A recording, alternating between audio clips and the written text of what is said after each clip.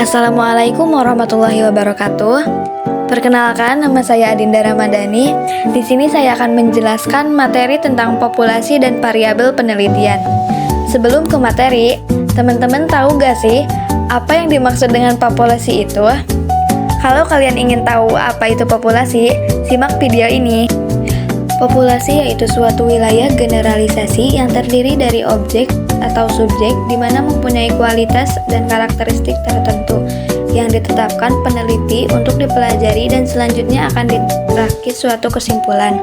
Sedangkan sampel merupakan bagian dari populasi, yaitu bagian dari jumlah dan karakteristik yang dimiliki oleh populasi.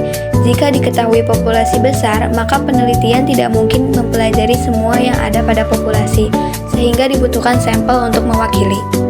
Selanjutnya adalah teknik sampling, atau yang sering kita dengar adalah teknik pengambilan sampel.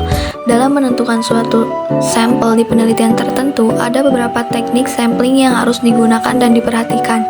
Yang pertama adalah probability sampling, artinya adalah teknik pengambilan sampel di mana memberikan peluang yang sama untuk setiap bagian populasi yang akan dipilih menjadi sampel penelitiannya. Teknik ini dibedakan menjadi 4 bagian. Yang pertama adalah simple random sampling, yang kedua adalah proportionate stratified random sampling, tiga adalah disproportionate stratified random sampling, yang keempat adalah cluster sampling. Yang kedua adalah non-probability sampling. Perbedaan dengan sebelumnya bahwa teknik ini merupakan teknik pengambilan sampel yang tidak memberi peluang yang sama untuk setiap anggota populasi untuk dipilih menjadi sampel. Teknik ini juga dibagi menjadi beberapa jenis sampling, yaitu 1. Sampling sistematis, 2. Sampling kuota, 3. Sampling insidental, 4. Sampling persuasif, 5. Sampling jenuh, 6. Snowball sampling.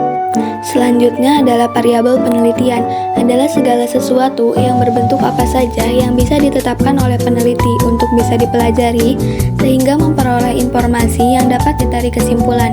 Ada beberapa macam variabel penelitian, yaitu 1. Variabel independen atau sering disebut juga sebagai variabel bebas, artinya variabel yang mampu mempengaruhi dan yang mampu menjadi sebab perubahan dari variabel terikatnya.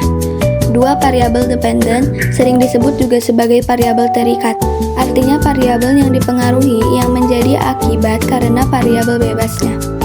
3. Variabel moderator atau variabel moderasi, artinya variabel yang digunakan untuk memperkuat dan memperlemah hubungan antara variabel bebas dan variabel terikat. 4. Variabel intervening, merupakan variabel yang secara teoritis mampu mempengaruhi hubungan antara variabel bebas dengan variabel terikat, tetapi tidak dapat diamati dan tidak dapat diukur. 5. Variabel kontrol adalah variabel yang dapat dikendalikan. Selanjutnya adalah konstanta dan variabel. Konsep dalam proses pengukuran tidak terlepas dari suatu konstanta dan variabel. Konstanta merupakan suatu lambang untuk menyatakan objek yang sama secara keseluruhan. Sebagai contoh, konsep konstanta adalah tipe ideal keluarga dalam birokrasi maupun revolusi.